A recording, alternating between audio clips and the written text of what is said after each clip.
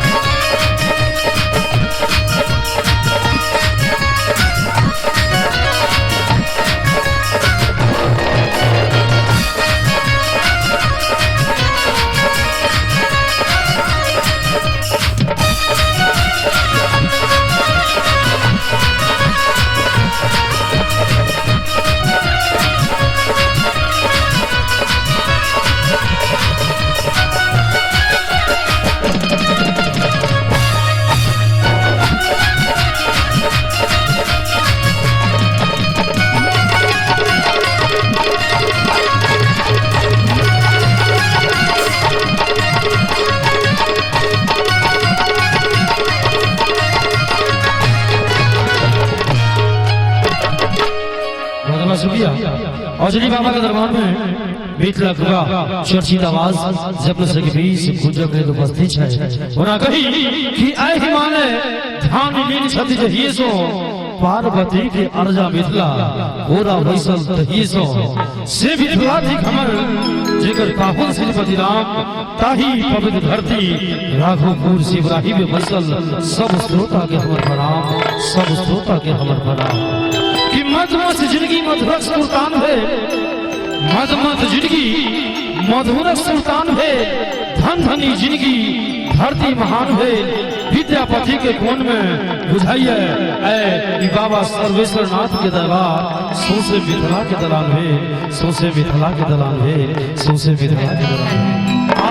बाबा के दरबार में वह सुंदर आवाज जो मिथिला के चर्चित आवाज है अपने से के बीच मंच पर उपस्थित सुश्री ज्योति प्रिया जी। हेलो हेलो जी, हेलो जी,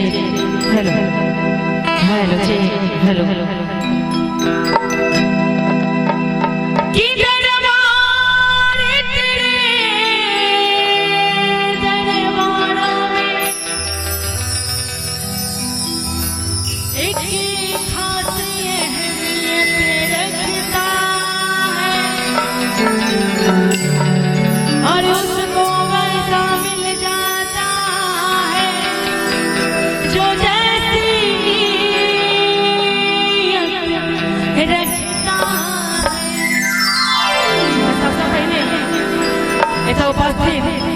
अपने सब श्रोतागण के हम ज्योति प्रिया हार्दिक अभिनंदन स्वागत करे छी। ताई के बाद बाबा के दरबार में सब गोटे से निवेदन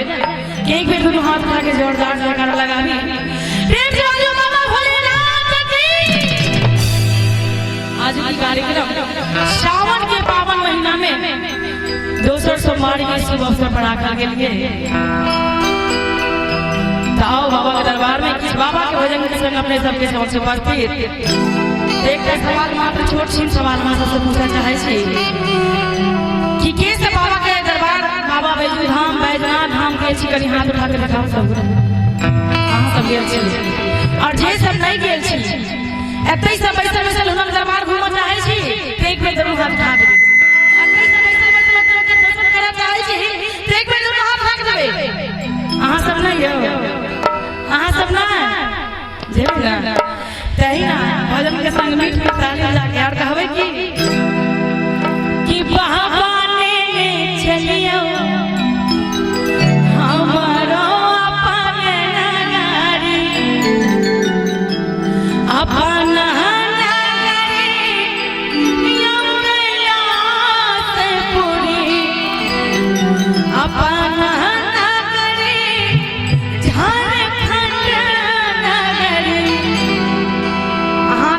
भैया बाबा के दरबार लग जाय छै की कहै छै कने एक मिनट अहाँ सब की बोल बा आइ त शांति बाका प्रभु रचना केना छै बाबा के दरबार। एक बेर दुनू हाथ उठा देबै सब गोटे जिनका बाबा एक हाथ में छथिन एक हाथ उठा, जिनका दुनू हाथ सुरक्षित देने छथिन दुनू हाथ उठा आ जिनका लग हाथ नहीं छै बाबा हुनका लेल कोनो बात नहीं छै दुनू हाथ उठा के ताली बजा के सब गोटे कहबै बाबा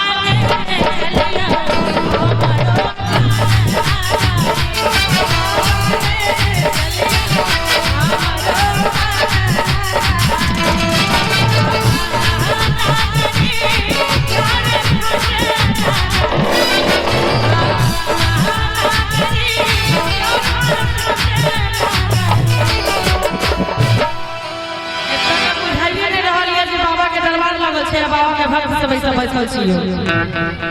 जेना बुझा रहल अहाँ सब जाय से पहले पंक्चर भ गेलिए जे बम रास्ता में फैक जाय छै तता उमर जाके कहै छै पंक्चर बम जे पंक्चर नहीं भेल छै एक दिन हाथ लागले आ जे हाथ में उठा के बाबा के संपत बुझ जइयो दुनू हाथ के ताली लेके बाबा भोला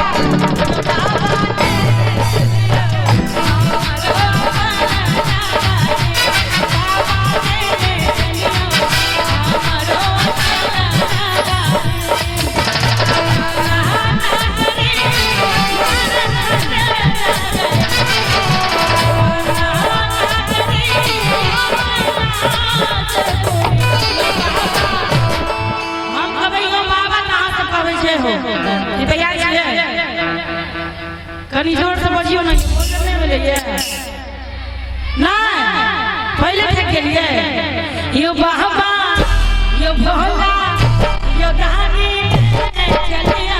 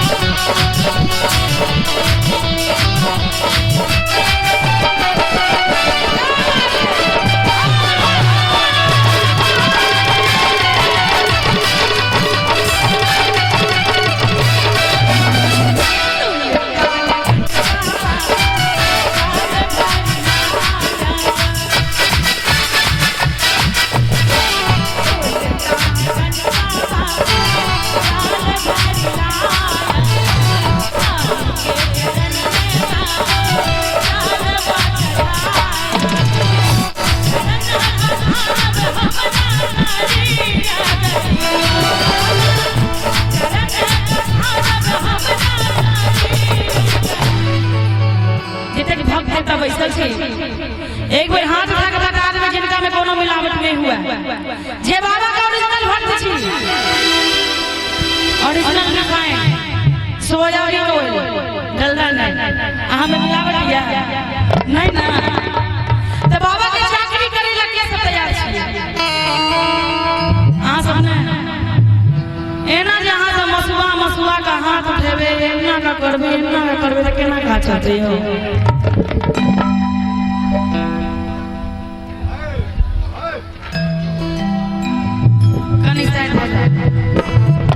हाँ वाह वाह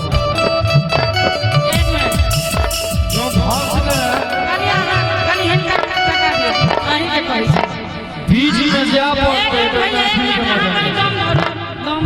क्या हुआ एना जे मसुआल लोग त केना काम चलते बाबा के भक्त नहीं छी हम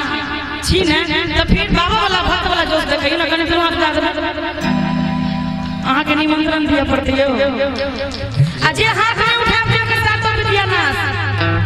जे हाथ में उठा के बाबा के शपथ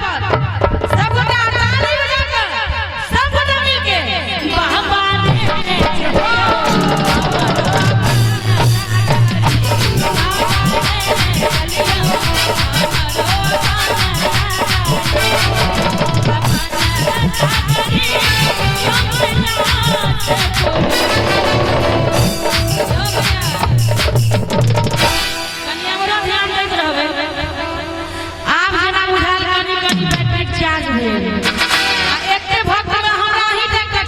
बात सही है ना तखन यहाँ उठ के कहू ना एक मिनट नहीं ना हमरा संग एक बेर बाबा के दरबार लागल से कनी एक बेर जोरदार ताली बजा के बोटे जोरदार ताली बजा दे आ कनी देखा दो हिनका सब कि बाबा के भक्त में कते पावर छै नहीं एक मिनट हम हाथ टाइम मांगै छी एक मिनट लाभ दियो अब जब हम दिया देलो परमिशन कनी हिनका ले जोरदार ताली बजा के सब बोटे आम अहाँ तो महिला जका शर्माई छियो आओ और कनी एक बेर डांस हिला दो जोर से कनी ताली बजा के आप सपोर्ट कर देबे की और ताली बजा के बाबा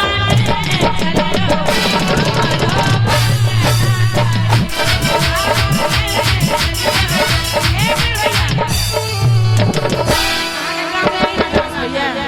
अहिना डांस हुए डीजे पर भग गए हां तो नी त महिला सब कमाल करै छै बढ़िया छै ना हुनको कमाल देखा पहले अपन कमाल देखा दियौ सब गोटा हाथ लगा ताली बजाइयो यो भोला यो दहाने यो बाबा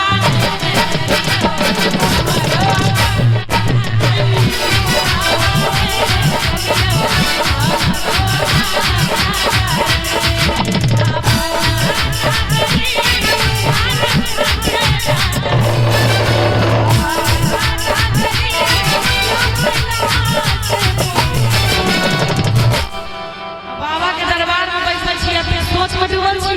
गाल पर हाथ धऽ के सोच रहल छी गाल किया सबटा हुनका पर छोड़ दियौ एक बेर दुनू हाथ उठा दियौ कोनो दिक्कत हुनके दिल पूरा शरीर छै आ हुनका दरबार में बैठल छियै कियाकि आइ निकाल के फिर हुनके लग जाए के छै किछ काली भजन के मोह माया में डूब के हुनक दरबार में अर्पित करैत समर्पित करैत एक बेर दुनू हाथ उठा दियौ दिल से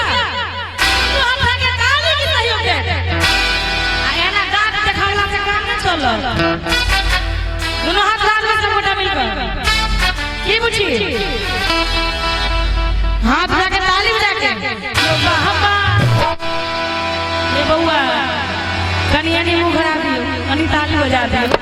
आ ताली बजा के यो भोला यो बाबा यो दहाने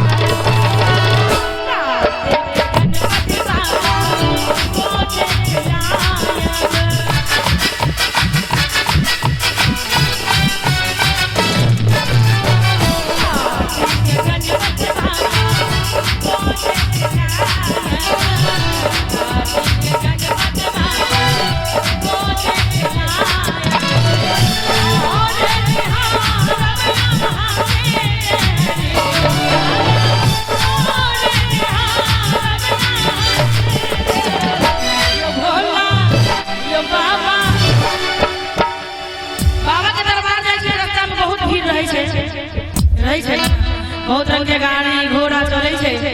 एकटा महिला अपना पति के संग गेलखिन गाड़ी से मोटरसाइकिल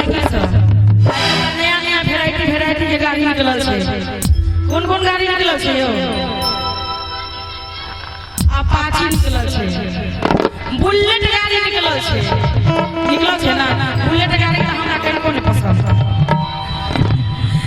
तो वही ना गाड़ी पर बैठ के गेलखिन अपना पति संग के बाबा के दरबार तो कहै छथिन अपना पति के की कहियो ना की कनी हाथ उठा के ताली बजा के कहबै ना सब गोटा मिल के कि रस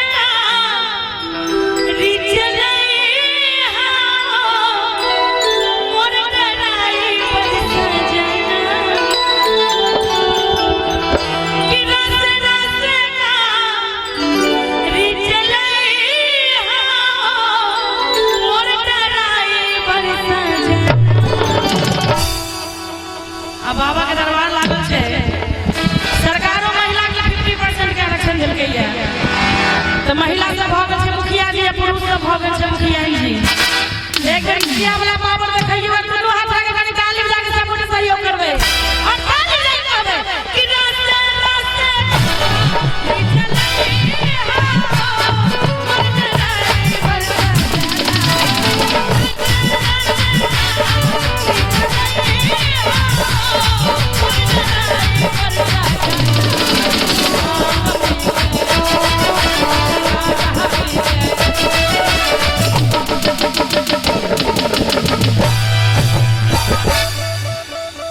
बाबा के जोड़ी वाला चीज छै के सब दै छै कनी हाथ सब अखन तक मेन चीज बंद भ गेल छै तो वहां पर लोग चोट करे छै की त कनी दुनू हाथ के ताली बजा के कहबै और भांग पी के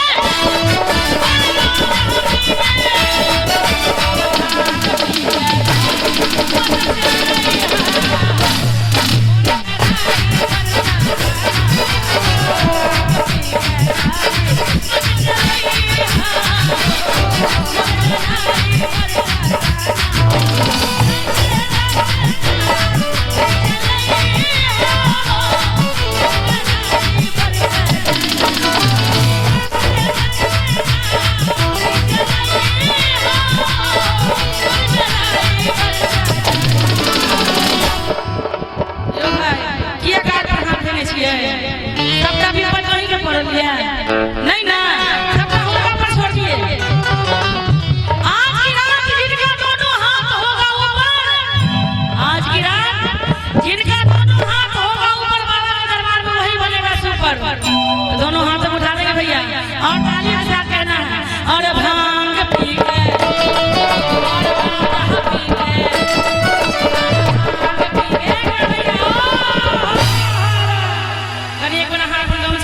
ई गमछा के कनी हिला ने दियो एक बेर कनी एना ना कर देबे त मजा आबि जेतै नहीं कनी एक बेर कर बाबा के नाम पर और भांग पी के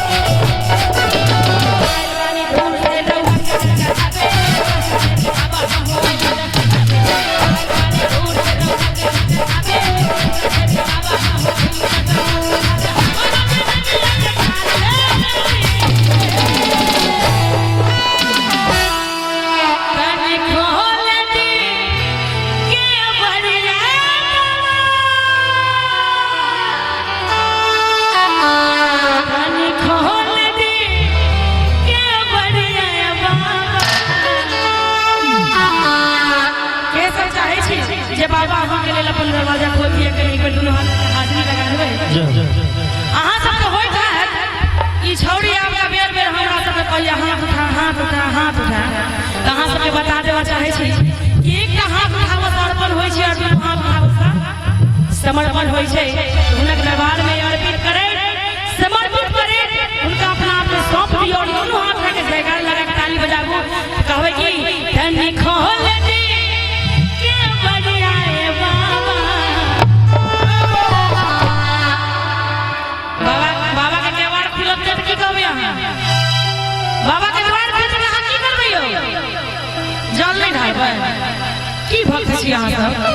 दुनू हाथ के ताली बजा के कहबै कि धनी खोल दी धनी खोल दी धनी खोल दी के बढ़िया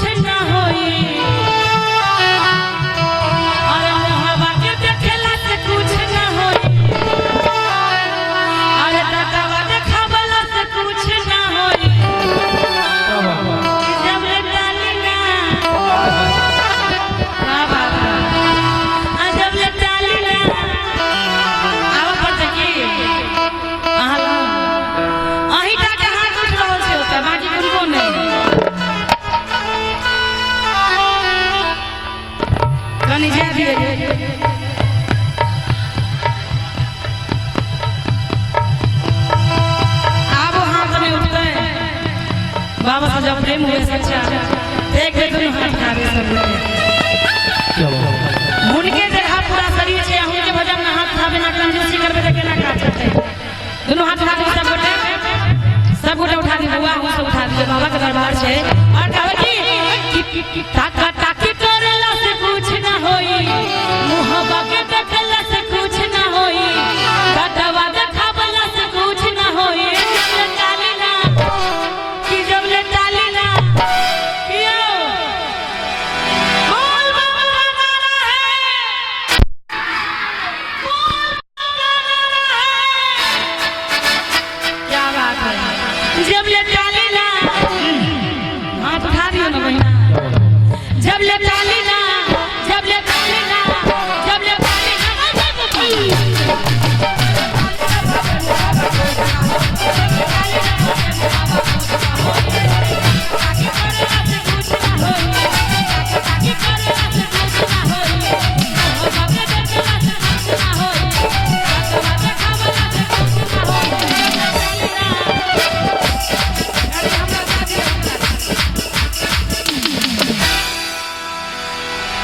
एक बार हमरा संग आओ साथ कनी हिट के ताली बजा दे भैया जब ले ताली ना जब ले ताली ना जब ले ताली ना बजा बाबा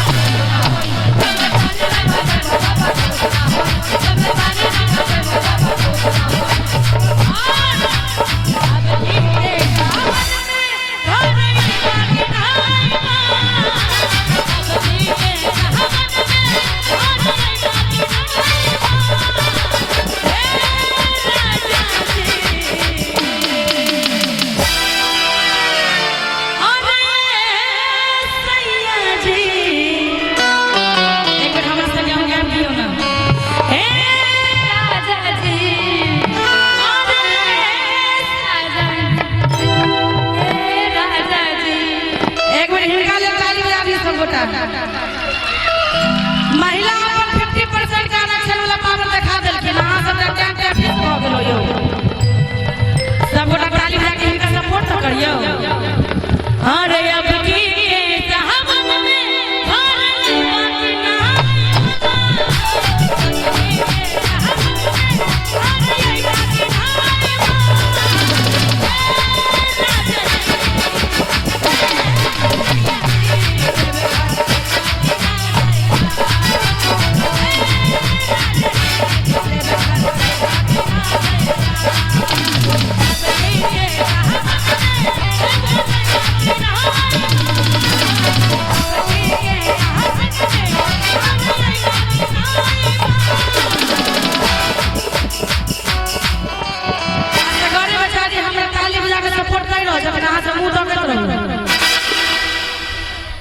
क्लोजअप के प्रचार भ रहल छै रात देखा रहल छी कनी सब ताली सब बजा के सपोर्ट करू उठा दियौ